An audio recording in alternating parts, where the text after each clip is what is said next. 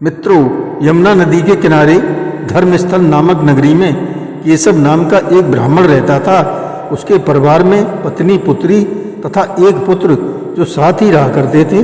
ब्राह्मण की पुत्री मधुमालती विवाह योग्य हो गई थी। एक बार ब्राह्मण दूसरे नगर में पूजा पाठ हेतु गया हुआ था और उसका पुत्र भी विद्या अध्ययन हेतु आश्रम गया हुआ था। उन दोनों के पीछे घर पर विक्रम नाम का एक सुंदर युवक आया, जिसे ब्राह्मण पत्नी ने अपनी पुत्री के लिए पसंद कर लिया। उधर पिता पुत्र ने भी अपने कार्य क्षेत्र पर युवक पसंद कर लिए। जब वे दोनों ने अपनी पत्नी को उन योग्य वरों के बारे में बताया, तब ब्राह्मणी ने बताया अपने मन की बात बताई। तब तय हुआ कि पुत्री की शादी स्वयंवर के माध्यम से कर देंगे। अचानक पुत्री को सांप डस लेता है। दाह संस्कार के बाद तीनों लड़कों में एक सन्यासी बन जाता है, दूसरा राख तथा तीसरा लड़की की अस्थियां ले जाता है, जिसे सन्यासी युवक दोनों युवकों से राख और अस्थियां लेकर पुनः जीवित कर देता है। अब समस्या ये थी कि लड़की अपना पति किसे माने। आगे की कहानी जानने के लिए इसे अंत तक जरूर सुनें तथा सब्सक्राइब कमेंट करके बेल आइकन दबाना न भूलें। शेयर अवश्य करें। धन्यवाद। नमस्कार, मैं रणबीर सिंह लोटस एंटरटेनमेंट में आपका हार्दिक स्वागत करता हूं। मित्रों, उसी समय शमशान घाट पर पहुंचकर विक्रम ने बेताल को अपने बस में कर लिया और अपनी पीठ पर लादकर साधु के पास चल दिया। विक्रम, मेरा बोझ उठाए, इस वीराने में चलते चलते तुम थक जाओगे, इसलिए मैं तुम्हारा बोझ हल्का करने के लिए एक कहानी सुनाता हूँ। तुम्हारा समय भी कट जाएगा और राह की थकान भी महसूस नहीं होगी। और याद रहे, मेरी शर्त वही है कि तुम कुछ बोलना नहीं। यदि तुम कुछ भी बोले तो मैं तुम्हारे बंधन से मुक्त होकर वापस उसी वृक्ष पर जाकर उल्टा लटक जाऊंगा।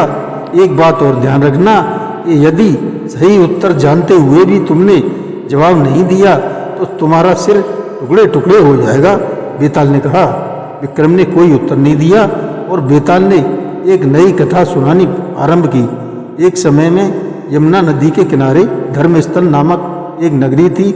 उस नगरी में गुणाधीश नामक राजा राज्य किया करता था। वह बहुत ही न्यायप्रिय राजा था। इसी राज्य में केशव नाम का एक ब्राह्मण अपनी पत्नी तथा पुत्र व पुत्री के साथ रहा करता था। उसकी पुत्री मधुमालती विवाह योग्य हो चुकी थी तथा घर में सभी उसके विवाह को लेकर चिंतित रहते थे। एक बार ब्राह्मण पूजा पाठ करने हेतु किसी दूसरे नगर में गया हुआ था और उसका पुत्र भी विद्या अध्ययन हेतु महर्षि के आश्रम में गया हुआ था। उन दोनों के पीछे घर में विक्रम नाम का एक सुंदर सुशील युवक आया, जिसे ब्राह्मण की पत्नी ने अपनी पुत्री मधुमालती के लिए वर के रूप में पसंद कर लिया। इसमें विक्रम को भी कोई आपत्ति न हुई और उसी समय सारी बातें तय हो गईं। विवाह की तिथि भी निश्चित कर दी गई। इधर ब्राह्मण का पुत्र जिस आश्रम में रहकर विद्या अध्ययन करता था, वहाँ उसका एक सहपाठी था वामन, जो बहुत ही ज्ञानवान और सुंदर था। ब्राह्मण पुत्र को वह वामन नामक युवक अपनी बहन मधुमालती के योग लगा और उसने वामन से अपनी बहन के विवाह की बात पक्की कर ली तथा साथ ही उसने सब बातें तय कर विवाह की तिथि भी निश्चित कर दी। उधर ब्राह्मण भी जिस नगरी में पूजा पाठ करने के लिए गया हुआ था, उसे भी वहाँ पर मधुसूदन नामक नवयुवक अपनी पुत्री के लिए पसंद आ गया। उसने भी सभी बातें तय करके अपनी पुत्री का विवाह उससे तय कर दिया। ब्राह्मण और उसका पुत्र दोनों ही इस शुभ सूचना को सुनाने के लिए शीघ्र ही घर पहुँचे।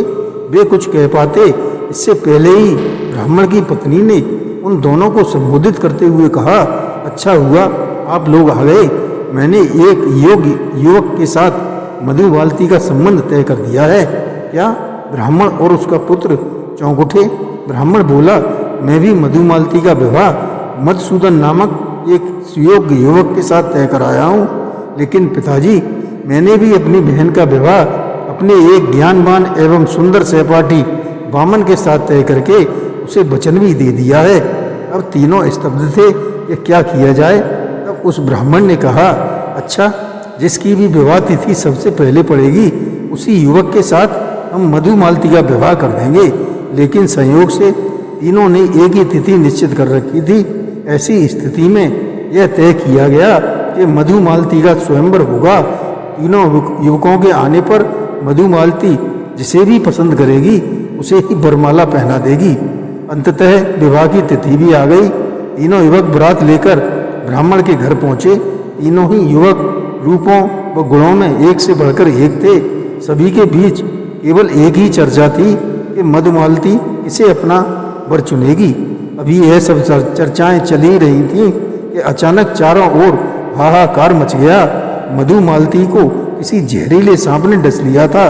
वहां पर जितने भी लोग उपस्थित थे सब मधुमालती के कक्ष की ओर दौड़ पड़े। वधू की वेशभूषा पहने मधुमालती जमीन पर अचेता अवस्था में पड़ी थी। उसका सारा शरीर नीला पड़ चुका था। तुरंत वैद्य को बुलाया गया। जहर उतारने में कुशल कई जानकारों को ही बुलाया गया, लेकिन कोई कुछ भी उपाय न कर सका। मधुमालती निष्प्राण हो चुकी थी। कुछ देर पहले जहाँ खुशियाँ मनाई जा रही थीं वहीं पर अब मातम छाया हुआ था। डोली की जगह अब मधुमालती की अर्थी सजाई जा रही थी। उसका अंतिम संस्कार कर दिया गया। मधुमालती का शरीर चिता की आग में भस्म हो चुका था। तीनों युवक जो मधुमालती से विवाह की आस लगाए बैठे थे इस दुर्घटना से बहुत दुखी थे। उनमें से एक सन्यासी बन गया। दूसरे ने मधुमालती की चिता से राख समेटी और उसे एक पोटली में बांधकर चल दिया। तीसरे के हिस्से में उसकी अस्थियां आईं और वह उन्हें लेकर चल दिया। सन्यासी बने युवक को एक ब्राह्मण ने अपने घर खाने पर आमंत्रित किया। वहां जाकर उसने देखा कि उस ब्राह्मण की पत्नी चूल्हे पर बैठी भोजन बना रही है और उसका पुत्र बार बार उसे परेशान कर रहा है। तभी क्रोध में आकर ब्राह्मण की पत्नी ने अपने पुत्र को चूल्हे में धक्का दे दिया और वह चूल्हे की आग में जलकर मर गया। यह देखकर सन्यासी को बहुत क्रोध आया और वह वहां से जाने लगा। तो ब्राह्मण ने उसके जाने का कारण जानना चाहा तो वह बोला, आप लोग कितने क्रूर हैं। जरा सी बात पर एक छोटे से बालक को अग्नि में जलाकर मार डाला। ब्राह्मण हंस पड़ा और बोला, महात्मन, उस बालक की ओर से आप बिल्कुल निश्चिंत रहें। वह बालक अक्सर शरारतें करता है और हमें उसकी चिंता इसलिए नहीं है कि हमारे पास संजीवनी ग्रंथ है। हम उस बालक को जीवित कर लेंगे। आप लोग मेरा मन रखने के लिए झूठ बोल रहे हैं। क्या मरा हुआ प्राणी भी कभी जिंदा होता है? सन्यासी ने कहा। ठीक है, तुम कुछ देर यहीं पर रुको, मैं तुम्हें यह चमत्कार दिखाता हूँ। यह कहकर ब्राह्मण भीतर गया और एक ग्रंथ ले आया। उसने उसमें लिखे मंत्रों को पढ़ा। कुछ देर बाद वह बालक जीवित हो उठा। यह देखकर सन्यासी को एक बार भी अपनी आंखों पर विश्वास नहीं हुआ। उसके मन में बार बार एक ही विचार उठ रहा था कि काश यह ग्रंथ उसके पास होता तो वह मधुमालती को जीवित कर उससे विवाह कर लेता। बातें करते करते रात हो चली थी। ब्राह्मण ने सन्यासी से आग्रह किया कि वह रात यहीं पर गुजार ले, जिसे उसने शहर से स्वीकार कर लिया। पर उसे नींद बिल्कुल भी नहीं आ रही थी। वह तो बस बार बार संजीवनी ग्रंथ के बारे में सोच रहा था। जब रात गहरा गई और घर के सभी लोग गहरी नींद में सो गए तो वह सन्यासी चुपके से उठा और संदूक से संजीवनी ग्रंथ निकालकर वहां से भाग लिया। कुछ दिनों की यात्रा इधर उधर करने के पश्चात उसे वह युवक भी मिल गया जिसने मधुमालती की अस्थियां रखी थीं। सन्यासी ने जब उसे संजीवनी ग्रंथ के बारे में बताया तो फिर वह दोनों तीसरे युवक की खोज में लग गए जिसके पास मधुमालती के चिता की राख रखी हुई थी। कुछ दिनों की खोज करने के पश्चात उन्हें वह युवक भी मिल गया। फिर तीनों ने एक जगह पर मिले और उन्होंने मधुमालती की अस्थियां और राख को एक जगह मिलाकर जमीन पर रख दिया। तब उस सन्यासी युवक ने संजीवनी ग्रंथ खोला और मंत्रोच्चारण करने लगा। मंत्र पूरा होते ही मधुमालती जिंदा हो उठी। उसे जिंदा देखकर तीनों युवक बहुत आश्चर्यचकित हुए। मधुमालती तो जीवित हो गई, परंतु समस्या फिर पहले की तरह वैसी ही बनी रही। वह किसकी पत्नी बनेगी? तीनों ही युवक अपने अपने तर्क देने लगे। पहले ने कहा कि उसने जीवित किया है इसलिए वह उसकी पत्नी है। दूसरा अस्थियां संभाल कर रखने के कारण, तो तीसरा राख संभाल कर रखने के कारण अपना अपना अधिकार जताने लगे। मधुमालती के जीवित होने की सूचना उसके पिता को दे दी गई और उनसे पूछा गया कि वह उसे किसकी पत्नी मानते हैं। ब्राह्मण अपनी पुत्री के जीवित होने पर बहुत प्रसन्न हुआ, पर वह यह तय न कर पाया कि मधुमालती को तीनों में से किसकी पत्नी माना जाए, तब सभी ने मिलकर यह फैसला किया कि इस नगर के राजा के पास चलना चाहिए और उन्हीं से पूछना चाहिए कि वह किसकी पत्नी है। राजा जो भी फैसला करेंगे वह सभी को मान्य होगा। जब नगर के राजा गुणाधीश के पास यह समस्या पहुंची तो उन्होंने बड़े ध्यान से सभी की बातों को सुना और तीनों में से एक युवक के पक्ष में अपना फैसला सुना दिया, जिसके तर्कों के आधार पर सभी ने स्वीकार भी कर लिया। विक्रम, तुमने यह कथा सुनी, अब यह बताओ कि राजा गुणाधीश ने मधुमालती को पत्नी के रूप में इस युवक को सौंपा और बाकी दोनों युवकों ने किस आधार पर इस फैसले को स्वीकार कर लिया। बेताल कथा समाप्त करने के बाद प्रश्न किया। विक्रम चुप था। बोलो विक्रम बोलो, मैं जानता हूँ कि तुम्हें इसका उत्तर मालूम है, बोलो वरना। बेताल राजा ने मधुमालती की राख को संभाल कर रखने वाले युवक को मधुमालती का पति माना। विक्रम ने उत्तर दिया, बिल्कुल ठीक। अब यह भी बता दो कि बाकी दोनों युवकों ने इस फैसले को क्यों स्वीकार किया।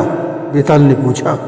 राजा ने जो तर्क दिया उसके आधार पर यह फैसला तो स्वीकार करना ही था, क्योंकि जीवन देने वाला पिता समान, अस्थियां चुनने वाला का दर्जा पुत्र के समान होता है। अतः जिसने मधुमालती की राख रखी वही उसका पति बनने योग्य था। विक्रम ने उत्तर दिया, बिल्कुल ठीक कहा तुमने विक्रम, तुम निश्चय ही एक न्यायप्रिय राजा हो, किंतु तुम मेरी शर्त भूल गए। क्योंकि तुम बोल पड़े इसलिए मैं जा रहा हूँ, मेरे पीछे मत आना, तुम मुझे पकड़ नहीं पाओगे। यह कहते हुए बेताल विक्रम की पकड़ से मुक्त होकर शमशान घाट की ओर उड़ चला। उड़ते उड़ते वह आगे बोला, मैंने पहले ही कहा था विक्रम, यदि तुम कुछ भी बोले तो मैं मुक्त हो जाऊंगा। मैं जा रहा हूँ, मेरे पीछे आना व्यर्थ है, तुम लौट जाओ। किंतु विक्रम कहाँ मानने वाला था। उसने साधु को वचन जो दिया था उसे पूरा करने के लिए विक्रम फिर उसके पीछे तलवार लिए चल पड़ा। जय श्री कृष्ण।